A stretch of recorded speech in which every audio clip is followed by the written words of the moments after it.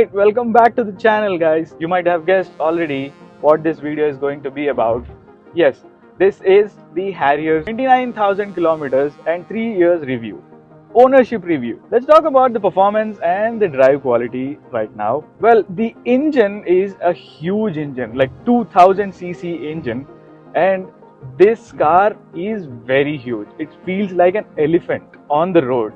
The road presence you get is immaculate. With that 2000cc engine, you will never feel powerless.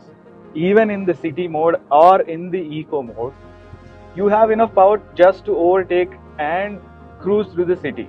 But if you want to have the extra punch, you have to switch to sports mode.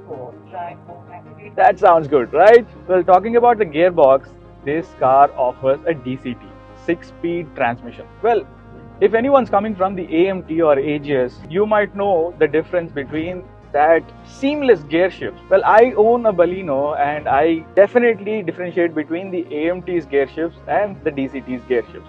These are very smooth. You don't even notice the gear shifts that are happening in this vehicle, but you'll evidently notice the gear shifts in the AMT. So when you put the foot down to get that extra power, you never feel the gear shifts. It's so seamless. Have you ever thought of what's the use of these 14 modes ESP, electronic stability program? Well, I'll share a small scary story with you about the wet mode that is there in this car. It was rainy season and I'm driving with my family and I didn't see a water puddle on the road and I was just cruising around 80s or 90s. Have you ever heard of hydroplaning? Yes, that exactly happened, and the water mode just saved the car and saved the day. Seriously. It has stabilized the car in many ways that I was just turning the car around on the corner. The wet mode has really helped keeping the car very stable. Even in the city mode, you don't need to worry about anything. You have the all ESP modes covered, especially with the safety features that offers. That's a piece of cake to handle many things for this car. So enough talking about the performance. I'll just give you some details about the drive quality. So this is a huge car. This offers 5 seating, but it is a little bit bigger than most of the cars that have in this segment. This doesn't come in a compact SUV segment. This is a full-sized SUV. But even with the 5 seating capacity, you have a huge boot space for a family to go on a vacation. The very first long drive I have done on this vehicle is just after buying the car, and I did around 1800 kilometers and I never felt tired. The comfort of this car is immaculate. You never feel tired or you never feel that you want to take a break. But the cluster gives you some warnings if you are driving for continuous hours to take a break, which is also included as a safety feature for you to be safe on the roads. The steering feels heavy, but the new versions, the latest versions of the Harrier has the more better version. But once you start driving this car, you feel so powerful and so stable that you don't feel a thing about the heavy steering. Some people say that the best seating position in this car is the back seat, but I personally feel that this is a very fun to drive car. You feel a lot safer in this car. And I don't need to talk about the 5-star safety rating of the Tata cars. So this is all in all a great package for performance and the drive quality. Let's talk about the design and the looks of the car. Well, it's a dark edition. Who doesn't love a dark edition, right? I like it better in the dual tone version, but it was not available at the time of purchase. And then my family liked this car, this color, the dark edition, and we had to choose it. Well, to maintain this black color, this shine of the car, we had to get the PPF installed. But having this huge car without a 360 camera, it is a little bit challenging in the parking areas or some tight spaces. And we have some damages to the PPF, but thankfully the PPF saved the paint many times and many places. Alloy wheels on this vehicle looks amazing. They are smoked and they're best paired with the dark edition. Well, I kind of like the chrome wheels on the other color variants, and especially I like the red and black dual tone color. But that was subject to availability and we didn't have a choice. Imagine this huge car, what kind of a road presence that you get. And most of the people that I have discussed with, one of the reasons that they purchased this car is the huge road presence. Just look at it. This huge, and given the tight parking spots and the smaller roads, you might face a little bit of difficulty, but this car is a fun-packed car. Everyone loves the Dark Edition, but you cannot park the car right under the sun. Well, after some time, when you try to get in, you'll feel roasted. With all black interiors, it even gets worse. It has its pros and cons of having that all black interiors. It gives you an elegant look that no other edition offers. There are so many moving parts in this huge car, but surprisingly, there's no rattling noise that is coming even after 29,000 kilometers. Keeping the rattling noise aside, there are very minor scratches and little damages that are caused by some morons on the road, which we can't escape from. But the PPF saves the day and saves the car from the paint damages. The most common problem that I have faced, and so many other Harrier and Safari owners face, is that the lighting is a little bit of low quality. And I have seen so many people driving, turning on the high beams, which is not really a great experience. But for myself, I have installed higher intensity high beams only for the highways. If Tata can solve the problem of this specific variant, the 2022 model specifically, that would be really great. 2025 and 2024 models have the better lighting, and the whole design has been changed. There's one more problem that I frequently face, is that having this huge car, there's no 360 camera. Imagine if you have to park in such a tight space, the 360 camera comes into the light and saves the day, and some minor scratches like this. Talking about the service cost of this vehicle is super high. Basically, the Tata service centers charge so much. Just imagine, the engine oil cost itself is 8,500 rupees. Rest of the other charges are close to 20 to 25,000 rupees per service.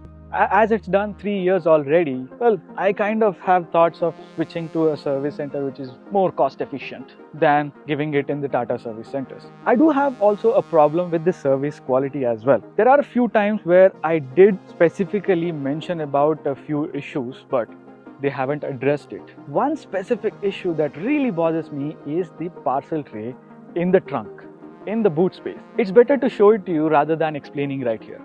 Come with me. Well, the parcel tray has to lift up by itself by hanging these to this one, but I lost the knob of this one. Look, how did they manage to do it? Even though it is not fitting up here, because they have done a few knots on this one, which eventually does have a low length of this one, and it doesn't reach here, and they don't have it available in the service centers to change it. That's how the poor quality of the service is. There's one other issue which I really felt very silly, that how could anyone miss that. The problem is the door was making some squeaking noise, and Tata has charged me for servicing the doors, the entire doors, but the issue still exists. Listen to this one.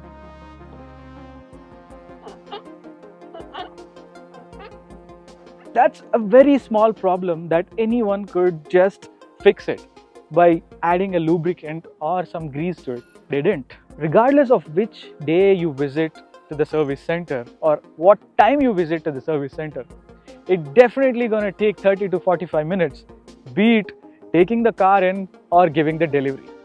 You must have to wait for some time even to get the job card entry. There are so many people in the service centers, and there are so many service centers available in the city. If these small things can be rectified by Tata service centers, that's going to be a huge win for every Tata owner.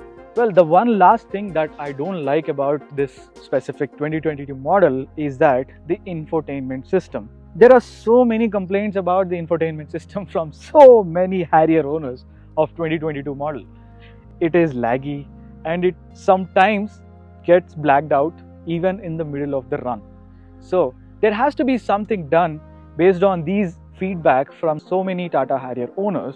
Well, with that said, in the new Tata Harrier models, it has been rectified. Well, there's the whole new interior, whole new infotainment system which solved the problem of this specific model.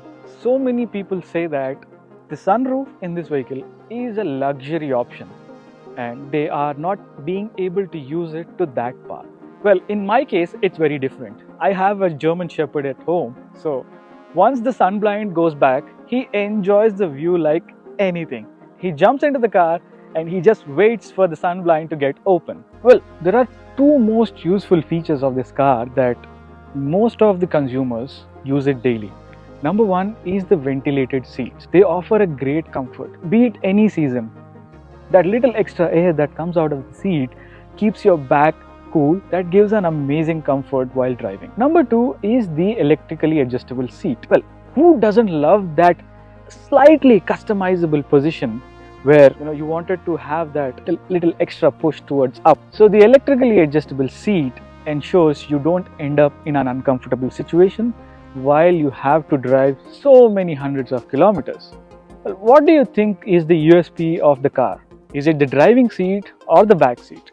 Well, most of the people said they enjoy sitting in the back seat while the sun blind is completely open and they enjoy the view. But I personally enjoy the driving seat, and driving so many hundreds of kilometers with the ventilated seat and the electrically adjustable seat height and the comfort of the driving seat. Talking about the mileage and running costs, in the city you just get above 10 realistically speaking, and on the highways it's going to be 14 or 15.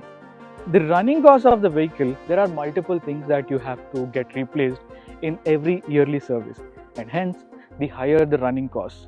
And it's a huge vehicle, it obviously is expensive to maintain such a huge car. Well, let's talk about the final verdict and my thoughts about owning Tata Harrier after close to 29,000 kilometers. There are three things that I love the most of this car. One is the road presence. The stance itself gives you the commanding position on the road. You take the car out and anyone has to move aside when you are driving the car. Number two is the comfort. It's the USP of the car, be it the driving seat, be it the back seat. I have done thousands of kilometers in a stretch and I never felt any pain nor the fatigue. Just a quick break and be back on the road. Number three is the engine. It never disappoints you. Keep it in the idle for a couple of weeks, push the start button and it starts like a charm. You don't have to worry about anything. If you like this video and you think that information was helpful, well, you know what to do. Hit that like button and smash that subscribe button for more videos. I'll see you in the next one. Drive safe.